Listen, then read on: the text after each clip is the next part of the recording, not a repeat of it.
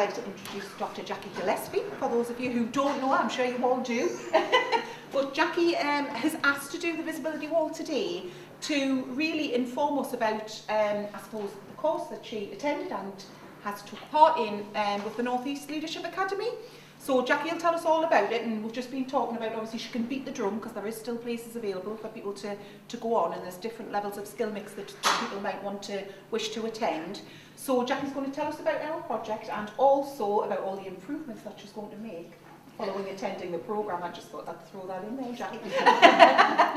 So over to you. Thank you. The first thing I'd like to talk about is just to bring everybody up to date with how the Care Homes project has gone, because as part of my clinical fellowship in NELA, we had to do an improvement project, and because I was doing this anyway, I thought this would be a good thing to do.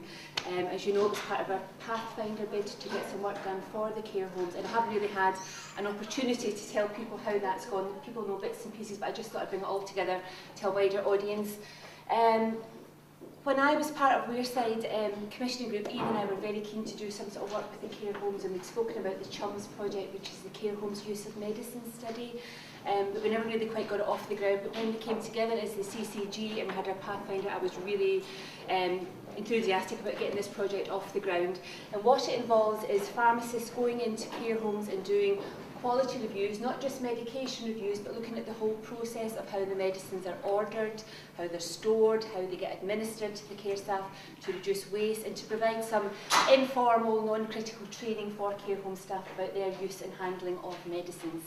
So we were fortunate to secure funding for this of £65,000. I had a lot of help from Marie Tompkins in Medicines Management. She sort of oversaw the project for me and contract managed the providers and things.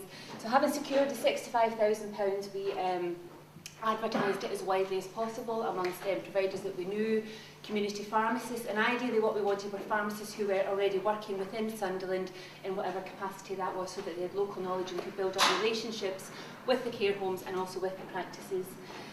Myself and Alan Bell, we mapped out we gathered in numbers of residents who were in care homes, mapped out where the care homes were in relation to the localities, what numbers were in each care homes, because we wanted to start with the homes with the biggest numbers so that we could hit as many practices as possible and get them engaged in this work. We had interest from IntraHealth. We also had city hospitals. Kath and I kept chatting to community pharmacists when we went to the LPC, who assured us, yes, this is definitely work that we want to get interested in. Unfortunately, we didn't get the response, or as many responses as we would have liked from pharmacists. And I guess we had priced it quite well. I mean, we were told that locum rates for pharmacists are about £25 an hour, and we offered £32 an hour. And that was to encourage community pharmacists to get involved in the project, allow them to employ a locum but still make some degree of profit. But I guess what we didn't realise was, particularly for the independent community pharmacists, that is their business and livelihood. And we were asking them to hand over this business to a locum to free them up to do other work. And I guess they just thought, well, this is my business, and they didn't want to take that time out from it. So we really ended up with two main providers, IntraHealth and City Hospitals, and City Hospitals said, yes, we're very keen, we're very interested, but we can't do any work till July. And then when it came to July, they were distracted with other things, so we ended up with IntraHealth doing, and IntraHealth have been great because they're very used to doing this sort of work in other areas. They've done it in Sun West for a number of years, and they've been very good, but unfortunately they just haven't been able to provide us with the numbers and the hours that we would have liked to cover the whole city. We also have had some initial problems because the pharmacists doing it are not always the same pharmacists that the practices are used to dealing with for the medicines management. So it's been a few hiccups with, phone calls and emails to me, who's this pharmacist? They've turned up, they've said they want access to patient records, etc. But with Marie's help, we have ironed that out, and that did get easier as time went on. Another problem we had was sometimes the care homes cancelled at short notice, so the pharmacist would have been in the practice, looked through the patient's notes, made all their notes to take out to the care homes, and then they would have arranged a date and a time to go, maybe phone in the day before to be told, I'm sorry, it's not convenient anymore. And sometimes that was because there was staff shortages.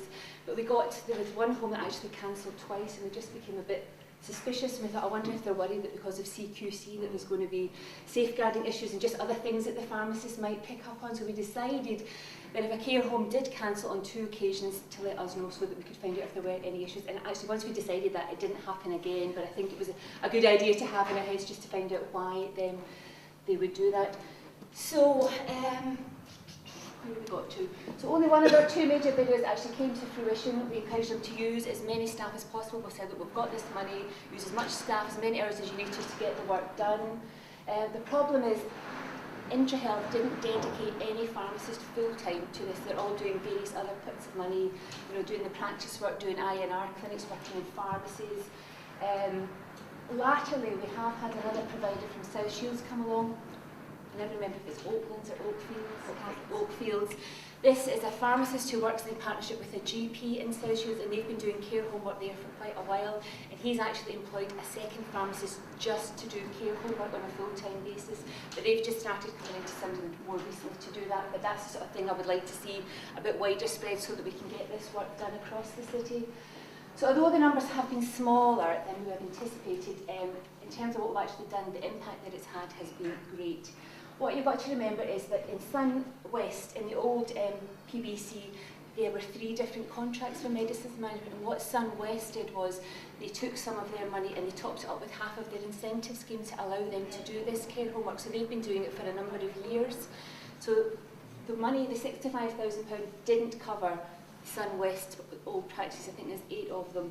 IntraHealth were mainly focused in the north and Washington, and only Oakfields has just started touching on the sort of west and the east of the city. So if you look at IntraHealth have only been doing 2 out of the 5 localities to have done what they've achieved in that time. If you sort of multiply that up, if you got that citywide, it just lets you know what the impact would be. Now the information, I've changed this because I did present this at NAILA to my clinical fellowship group in mid-January, and I've updated it for the most recent information, which is only to the end of January. So they've done 160 reviews, have been fully completed. They have done 503 interventions from those reviews. That's like stopping and starting medications, seeing if there's any monitoring like blood pressure, bloods, ECGs have to be done. There have been 27 significant interventions, which is where there is significant, or the potential for significant patient harm or possibly admission to hospital. The savings to date have been just under £40,000, and when I presented it in mid-January, we'd only spent about £15,000 of that £65,000. So you can see that if we can get this across the city, as well as improving quality and safety, reducing waste, improving cost effectiveness, as well as the financial savings, it will have a huge impact. So the benefits of it are obviously to improve the quality of prescribing and the care for patients, to reduce waste in all different steps in the system, the building of relationships between the homes, the pharmacists and the practices, and it encourages further work in practice just to think, oh, for picking up all these interventions in this population, what's going on with other patients that we have in our practices. We have put this in our commissioning intentions, and we are planning to run a procurement for a 3-year contract to cover all of Sunderland. And when we started this as a pathfinder, we asked the practices to tell us how many of your patients do you have in care homes, and I think it was about 2,000 at that stage. So that's 2 years old now, so we need to get back to the practices and say, can you give us more up-to-date information? I would like to extend it to the housebound as well. I've recently found out that Sun West also did discharge follow-ups with the patients in care homes. So when they come out of hospital, they would go and visit them within a week, I think it was, to see what changes they've made, and I think that's something that we could definitely roll into this contract as well. Looking at the cost of it all, based on the figures we had 2 years ago, it was about 2,000, and I allowed 2 hours for a review. That's roughly an hour to review the patient's notes, make your notes of what interventions you need to make, and then an hour to actually go out and do the visit. And costing at £32,000, sorry, £32, not 32,000, £32 an hour, it was about £130,000. Now we have £428 million. It's a fraction of our budget. And I think, obviously, if we're going to extend it to housebounds and do sort of discharge follow-ups as well, it will be a bigger sum, but it's not huge in relation to the total budget that we have. And I just think this is a vulnerable population, and we've said before, there's a whole raft of work we can do with the care homes, and this is just one thread of it, but I think it's a very important thread. And I know we've had problems engaging the pharmacists, but I think we've got a chunky contract, 3 years to do the whole of the city, which ideally would be one provider doing that. I think we'll definitely get the interest in. Thank you, Jackie. Are there any questions? Can I just ask, they're going to look at the food supplements as well, because that's one of the concerns we were having in Washington was that a lot of the nursing homes which had chefs on board were still asking for 46, etc., to boost their patients' calorie intake, when logically the chef can actually boost their calorie intake. Is that something the pharmacists were going to look at? They certainly can. Anything that's prescribed, you know, appliances, all dressings, all sorts of things like that. And I mean, I've got this coming. There was one patient, the very first review that I had done in my practice was going to save like £5,300. I mean, and I had I had about 6 reviews last week that Oakfields had done, and it's just simple things like the patients aren't using paracetamol, but these homes are still, they've got this mentality of constantly asking for stuff. Somebody who's, you know, on 3 different laxatives, having loose stools all the time, you think, well, why are you asking for all this stuff? It's just getting that all crossed that by the say, if they don't need it, or they're not using it, please stop asking for it. I mean, you must have cupboards and cupboards of stuff. I mean, I've seen things, I don't know, like Gaviscon had just been asked for, and at the end of the month it all just gets binned. Whether they've used part of it, none of it, it's all got dates on it, it's not out of date, but they just have this mentality. There must be such waste in this few thousand number of patients. I mean, Jackie, what you seem to have demonstrated is that this is actually cost effective. You know, the actual savings of actually doing this sort of more than pays for improving the itself. efficiency of prescribing is actually going to fund the cost of that. Absolutely, yeah. I mean, the original thing I think was done in Oxford and 2 other locations, and all of them generate more savings than it actually costs to run the system. And it's not about saving money, it's all about quality and safety for the patients primarily, and any financial savings are an added bonus. So is that savings for the practice, for the prescribing budget? And I think this population, because they do bounce in and out of hospital, it's never-ending work. You know, they pass away, new residents come in, so it's not just doing it for a year or 2. This is just a constant work with such an ever-changing population. So on that basis, it sounds as if the sort of £32 an hour wasn't attracting enough interest.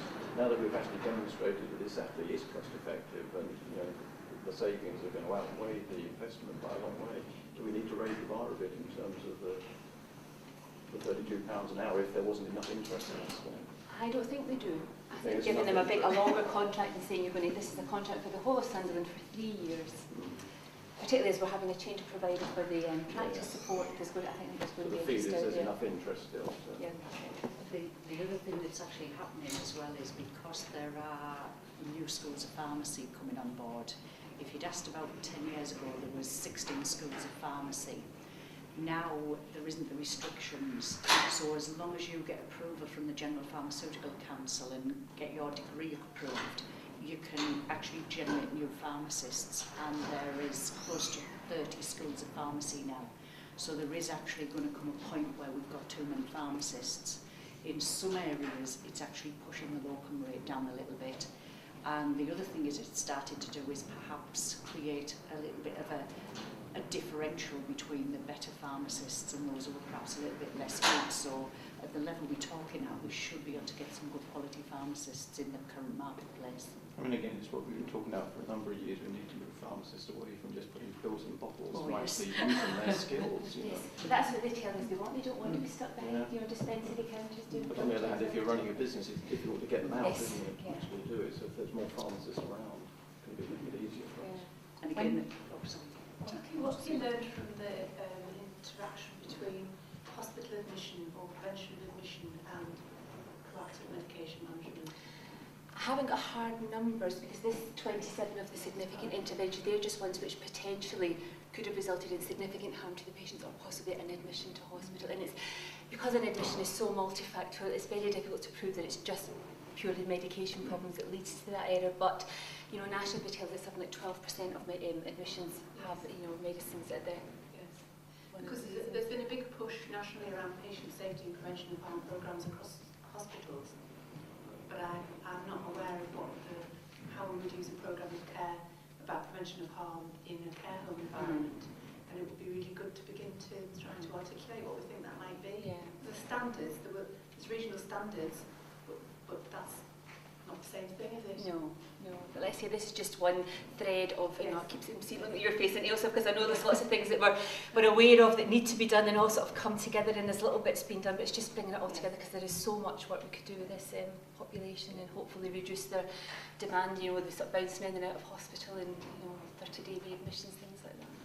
Well, one thing we've done just in Compass is we employed a nurse practitioner recently, and one of his remits is that actually does ward rounds in the nursing homes. So he actually goes out and clerks them if you want, when they're really new admitted, and goes through their medication and everything then, and does reviews.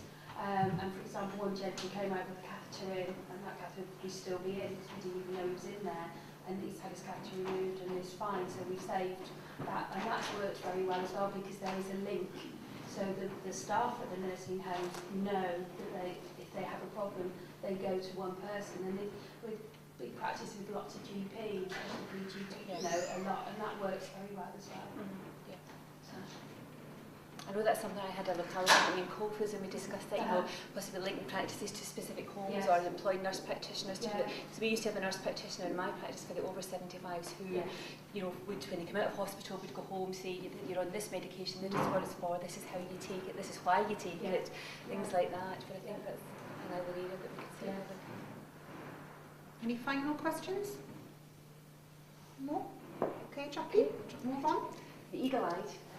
You're spotted, Neela, this is what my second talks about, the North East Leadership Academy, and my experiences of it. I was press ganged by this lady here many months ago, nudged into submission to go on a clinical fellowship programme. Now, I wasn't aware of Neela. I know we have leaders and we have, you know, prominent people in the NHS, but to me they just seem to sort of morph into this role, and I wasn't aware of certainly any sort of formal training to sort of make you a leader, make you think about being a leader, what leadership feels like. So this, I mean, I went on the clinical fellowship programme. Neela offers a whole variety of programmes for clinicians, managers, you know, admin, nursing staff, and they're not all intensive, they're all of different duration, but you know, they offer so much, and it was a real eye-opener to me to realise there was an actual organisation, you know, locally in the North East helping us to, you know, get where we need to be with all these changes that are happening in the NHS. So I've been on I finished the programme in January, having been on it for a year, and myself and Ian Pattison were on the same programme. But what I didn't realise was Ian wasn't going to be going to all the things, and I did. I was on my own quite a lot, which is a bit daunting. The first session we had was at the Durham Centre, and although they called it the Assessment Centre, we didn't actually realise we were being assessed. And what happened to us at our first visit, they split us into 3 groups, and they had each group arriving on a different day, and they, you get to introduce yourself to everybody that's there, and they say, here is a problem, and our problem was we had a pot of money, and we had to decide how could we best spend this pot of money for our local population. So we sat in a circle of 6, and there were 3 of them round the room, and they were all making notes on us, and they still didn't down on us. We were being assessed, we were just having this chat and fed back what we were going to do with this £2 million whatever, and then we got told, well, you're on the programme, and then that's when it sort of sunk in. I thought, we're just seeing if we were up to scratch. So fortunately we all did get through that stage, and the next thing we went on was a 2-day residential at Headlam Hall. And Ian didn't go to that, so I was on my own for that as well, with all these people that I didn't know, which was quite daunting because it's very intensive. You're with these 20-odd people all the time for 2 days. But it was great because we spent so much time together, we really got to know each other, got to know about, you know, what people were expecting from the programme, what they were dreading from the programme, what sort of background they came from, why they were on the course. And largely, I think out of the 20, about a third were from primary care, the majority are secondary care. And my only one of my few criticisms of the course is it is very secondary care focused. But they are I mean, the people they get to speak to are just fantastic. They get sort of regional people, they get people nationally, very high up in the NHS, working at a very, very high level. They're all excellent speakers, and it is, I found it quite inspiring to be on something like this. I did have my doubts, but I stuck with it. Did it. I've had people like Jim Easton, who was involved at a very high strategic level. He's gone off at a tangent now. We had a trip down to London, which was all visiting Westminster and seeing how health policy is created and how things get on the bills. We met with a Conservative MP who gave us a guided tour around bits of Westminster that you normally don't get to. We sat in with select committees, which are absolutely fascinating because I know you hear about them in the news, but you don't actually realise what goes on in these and how rigorous and focused they are. I think there were about 4 different groups on the day that we went in, amazing rooms, all fantastic wood panelling and things, and they're sort of cross-party groups, and I sat in with the Justice Committee, which was looking at the Freedom of Information Act and how it had affected central and local government. And they had the local government people in first of all, and was the Chief chairperson of Leeds City Council, having to tell us, you know, sort of things that he'd been asked and how, what sort of impact it had. And when you get a Freedom of Information Act, you have so many days, 20 days, whatever, to reply to them. And he'd been asked things like, is Leeds Council prepared for the zombie apocalypse, and what is this response going to be? Which you have to provide a response to. But the most interesting person we saw was when it moved on to central government. Before we were allowed in the room, we were aware of this man arrived and he had all these flunkies about him in umpteen briefcases, and he was actually from the Cabinet Office, and he was sweating cops going into this meeting because he didn't know what he was going to be asked, and he was sitting there with all these papers and things, so that was quite interesting to see. And people around it, MPs that you've heard of, you know, Sir Alan Beith was chairing it, somebody else was in a group that Keith Vaz was chairing, and these people, when you're asked to go to the committee, you don't have to go, but it's very badly thought of if you don't. Somebody, I think the Home Office one was looking at the fiasco at Heathrow Airport about the border control, and had the chief person from the Borders Agency there. There was an energy select committee, and the chief executive from BP or Shell, because it was something to do with oil drilling and renewable resources. But it was brilliant. We also went to the King's Fund, and if you ever do go on the NELA course, and there's a little lady called Pat Oakley speaking, don't miss her because she is amazing. She just knows so much, and she told us all about the Dilnot report months before it hit the news about what was going to happen with the care of the elderly and the cost of it all. We met Sir Bruce Keogh as well. I know a lot more about him now than I did then. And that was interesting because he seemed to be asking us more than we were asking him about the Health and Social Care Bill. The other thing that they do in is you go on a European trip, and we went to Sweden. We went to a hospital in a place called Jönköping, which is about an hour and a half from Gothenburg. And the reason we went there is in Sweden, everybody has 2 jobs. They have their normal job and they have a job to improve. Whatever you are, whether you're a lollipop lady, a hospital chief executive, you have to suggest improvements as part of your annual appraisal. Everybody has to suggest them. They may not be taken up, but you must come up with ideas to improve it. And it was just a totally different way of thinking, especially in a hospital environment. So we went to this hospital. I saw 3 patients in this huge hospital. I mean, about the size of City Hospital. I'm just like, where are the patients? Where are the patients? And everything just flowed. It was amazing. They have the basement of this hospital is where everything gets moved about, and then it all goes up, lifts straight up to the floor that it's needed. So the corridors are all free. Even in A&E, there was 2 people waiting. It was just unbelievable. They really have all these ambulances lined up, and there was nobody going in and out, and there wasn't even like cars coming in the main entrance. I was like, where is everybody? But they had some fantastic ideas, things like rapid admission programs. So if the ambulance men were out and they picked somebody up who had had a fall and obviously had a fractured neck or femur, they would take bloods from them. They went straight to X-ray, got reported immediately straight up to the orthopaedic ward. If it looked like somebody had had a stroke, again they did bloods and everything in the ambulance, straight to the CT, straight to the stroke unit. They just bypassed casualty altogether. In the A&E department, they have digital dictation, so when patients are seen, they dictate straight away. They've got 24/7 secretaries, so dictating all this gets typed. The time the patient's up in the ward, it's all on the screen. The GPs, the hospitals, social care, all use the same IT, so the GP can follow everything exactly what's happening. It's unbelievable. I just thought this is the dream. Amazing. What else did we learn? Oh, they were talking about just the programme they have for the elderly. They have this sort of imaginary patient called Esther, and they showed us a picture of Esther, and every programme they design, I think, we have always remember Esther, and can Esther cope with this? What we're trying to do here, this pathway. If it works for Esther, it will work for the population that they're trying to address, which I thought was a good principle. Some of the other speakers we had a guy who trains the round the world yacht team for Britain, and he was talking about inspiring a team, and he was fantastic. I mean, nothing at all to do with health, but it just shows you that what applies to one team, you can apply to other teams. And I was going around for weeks giving myself motivational talks after that. It was great. Not all the talks were great. I think the low point was we had a woman come to tell us how to dress for influence. I mean, it was just common sense stuff like, men. Shaggy eyebrows, nasal hair, ear hair. I was like, surely people know this. I think, ladies, don't have your bra strap hanging down. That was a bit of a low point. That was when I know they didn't learn anything there, but most of the time we did. When we had our last session in January, we all had to present our improvement project, so we had to sort of talk around that, and it was great just to find out what everybody had done. And we've also, I mean, we have a network now. I mean, Mike Bramble, our secondary care physician, we got him because of people that I knew on the programme.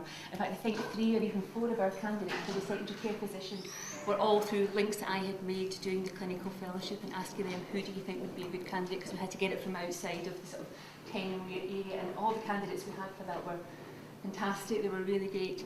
So the last day we did our presentations, we had to, at the last minute we were told you have to suggest a song that sums up what the programme means for you. So I was sitting the night before Googling songs for leadership, and it's things like Gary Glitter, leader of the gang,